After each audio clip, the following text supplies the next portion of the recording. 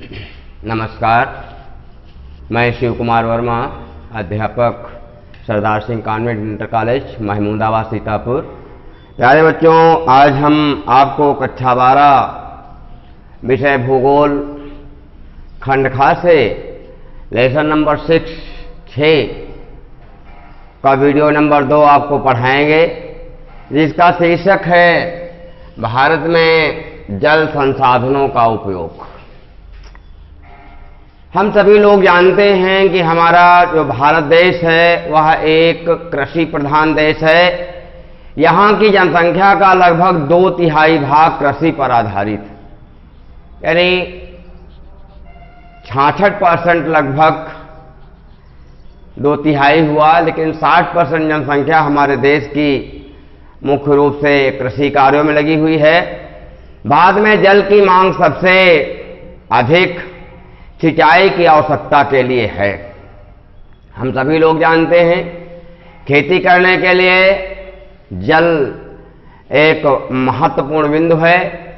जल के बिना हम किसी भी पौधे को उगा नहीं सकते हैं।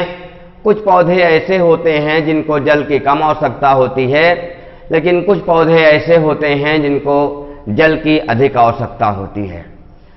इसलिए भारत में कृषि उत्पादन को बढ़ाने हेतु पंचवर्षीय योजनाओं में सिंचाई का एक महत्वपूर्ण स्थान दिया गया है। सिंचाई को पंचवर्षीय योजनाएं आप लोग जानते होंगे। जब हमारा देश 15 अगस्त 1947 को आजाद हुआ, 1950 ईस्वी में योजना आयोग का गठन हुआ था। 1951 ईस्वी में प्रथम पंचवर्षीय योजना लागू कर दी गई थी। 1 अप्रैल 1951 को प्रथम पंचवर्षीय योजना लागू की गई। इसका कार्यकाल 5 वर्ष का था, जो 31 मार्च 1956 को समाप्त हुई। और इस पंचवर्षीय योजना में कृषि को सबसे अधिक महत्व दिया गया था। तो इसके साथ ही बहुउद्देशीय नदी घाटी परियोजनाओं की भी शुरुआत हुई। अब हम ये समझेंगे कि बहुउद्देशीय नदी घाटी परियोजनाएं क्या हैं और बहुउद्देशीय नदी घाटी परियोजनाओं का क्या महत्व है, उनके क्या उद्देश्य हैं। सबसे पहले हम इन बिंदुओं को समझेंगे, उसके आगे फिर हम आगे को आपका सिलेबस बढ़ाएंगे। तो सबसे पहले हम ये समझ लें कि बहुउद्देशीय इनका नाम क्यों पड़ा। पंडित जवाहरलाल नेहरू जी, जो हमारे देश के प्रथम प्रधानमंत्री थे, उन्होंने बहुउद्देशीय नदी घाटी परियोजनाओं को आधुनिक मंदिर और तीर्थ कहा था, क्योंकि जो तीर्थ होते हैं, मंदिर होते हैं, वहाँ पर अनेकों प्रकार के फरियादी जाते हैं। नाना प्रकार की उनकी मांगें होती हैं, नाना प्रकार के उद्देश्य होते हैं और लगभग उनकी आपूर्ति होती है।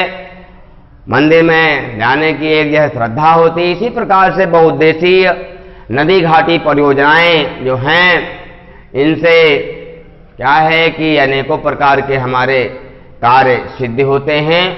तो सबसे पहले हम नदी घाटी परियोजनाओं के उद्देश्य पढ़ते हैं। नदी घाटी परियोजनाओं सबसे पहले बहुउद्देशीय है क्या। बहुउद्देशीय का मतलब होता है जिसका एक उद्देश्य न हो करके 2 या 2 से अधिक उद्देश्य हो, उसको कहते हैं बहुउद्देशीय। क्योंकि हिंदी में एक वचन और बहुवचन होता है। एक वचन और बहुवचन, यानी एक से अधिक है तो हम उसको बहुवचन के अंतर्गत सम्मिलित करते हैं। और संस्कृत जो हमारी भाषा है उसमें एक वचन, द्विवचन और बहुवचन होते हैं। तो यानी कहने का मतलब कि जहाँ क्या है कि जिस बिंदु से या जिस वस्तु से हमारी एक से अधिक वस्तुओं की आपूर्ति हो, उसको क्या कहा जाएगा, बहुउद्देशीय कहा जाएगा। यानी एक से अधिक यदि हमारे उद्देश्य पूरे होते हैं तो हम नदी घाटी परियोजनाओं के उद्देश्यों के विषय में चर्चा करेंगे कि इनके क्या उद्देश्य हैं। तो अब आप देख लें भाई,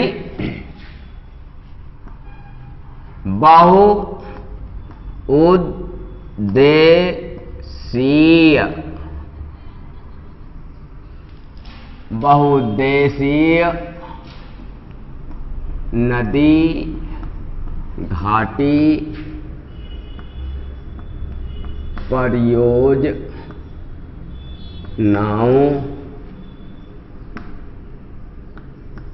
के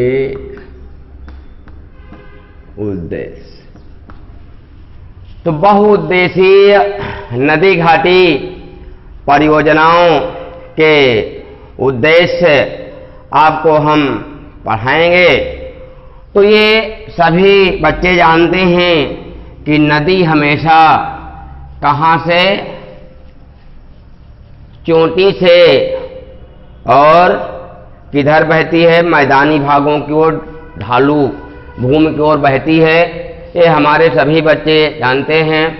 जल की ये आदत होती है, उसकी जो है प्रवृत्ति होती है कि जल हमेशा ऊपर से नीचे की ओर बहता है।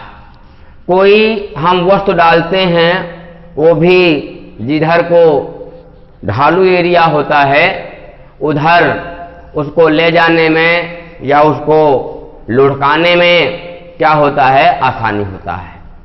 नीचे से यदि हम ऊपर को ले जाएंगे तो क्या होता है, शक्ति लगानी पड़ती है। ऐसा नहीं कि कोई वस्तु नीचे से ऊपर को नहीं जा सकती, लेकिन उसके लिए बल की जरूरत होगी और नीचे से और ऊपर से नीचे को आना है तो आसानी से।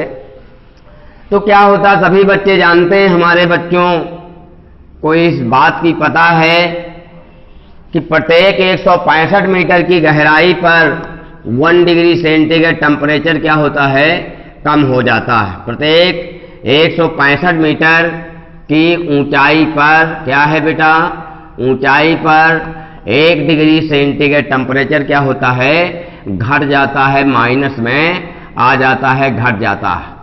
ये सभी बच्चे हमारे जानते हैं। जब किसी चोटी की ऊंचाई बहुत अधिक होती है तो क्या होगा कि टेम्परेचर डाउन हो जाएंगे, टेम्परेचर गिर जाएंगे। तो ऐसी स्थिति में क्या होता है, ऐसी स्थिति में वहां पानी जम जाता है। जब पानी जम जाता है तो जब उसमें उसका ढेर बहुत अधिक हो जाता है तो क्या होता है, बर्फ फिसलती है।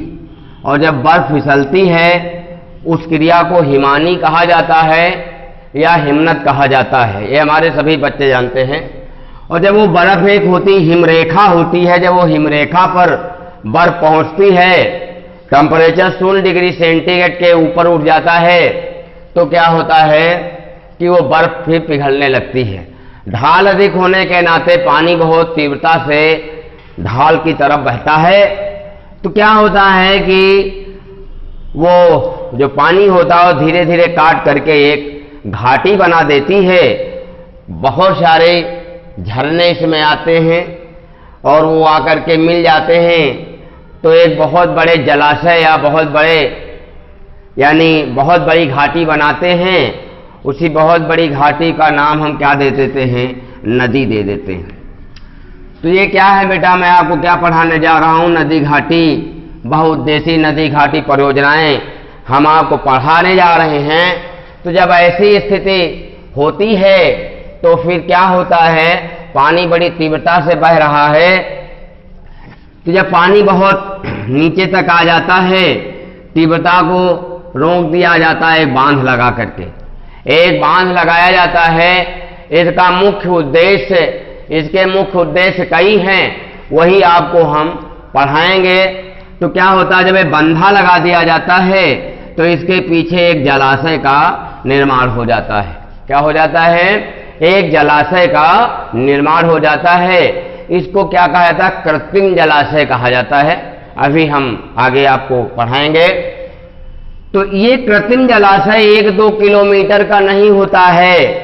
भाखड़ा नागल बांध के पीछे जो जलाशय बनाया गया है, सरदार नहीं बल्लभ पंत जो है सागर, ऐसे उसका नाम दिया गया है, बल्लभ पंत जो है सागर जलाशय। तो ऐसे उसका नाम दिया गया है। तो उस जलाशय की जो लंबाई है वो लगभग 88 किलोमीटर है और जो उसकी चौड़ाई है वो लगभग 6 से 7 किलोमीटर है। कहने का मतलब है बहुत बड़े जलाशय का पीछे क्या हो जाता है, निर्माण हो जाता है।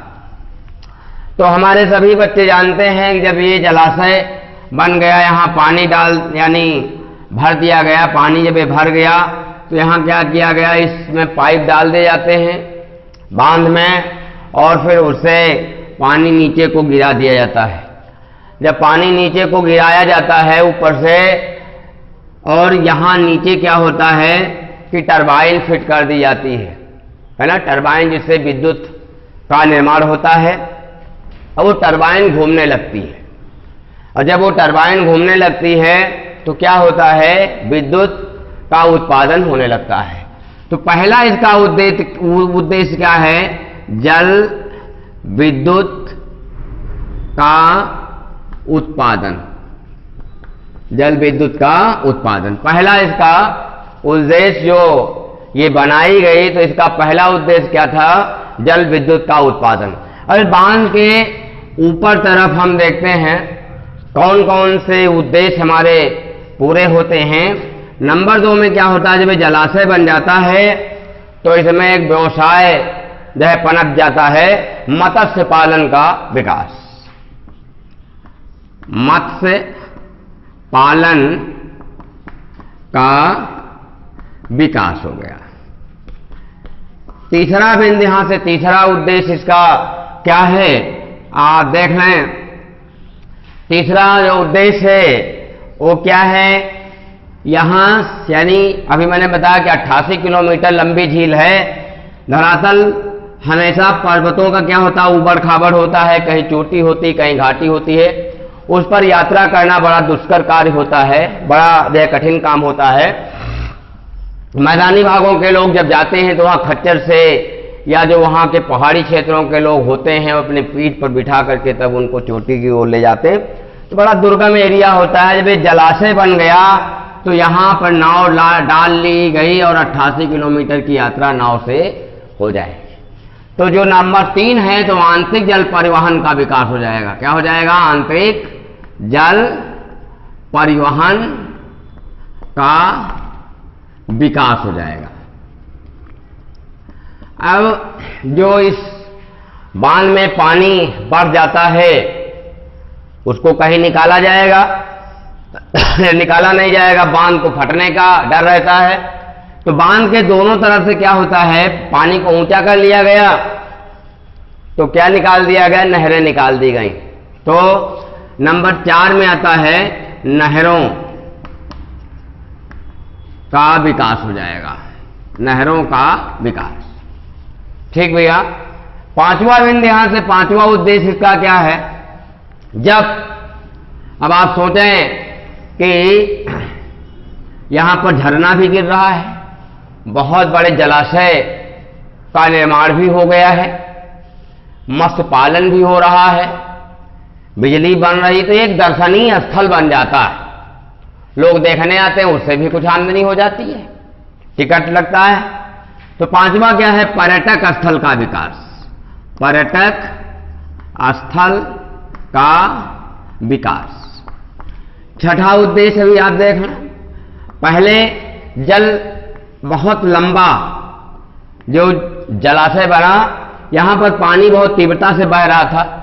ये हमारे सभी बच्चे जानते हैं कि पानी जितने तेज बहता है उतने अधिक अपरदन होता है, यानी नीचे कटाव होता है। तो अब जब जलाशय बना दिया गया तो पानी का वेग क्या हो गया, रुक गया। तो यहां जलाशय यानी यहां पर मृदा अपरदन नहीं हो रहा। तो अगला क्या होगा, मृदा अपरदन पर रोक, मृदा अपरदन पर रोक, ये एक उद्देश्य है। तो 6 उद्देश्य बांध के ऊपर मैंने बता दिया।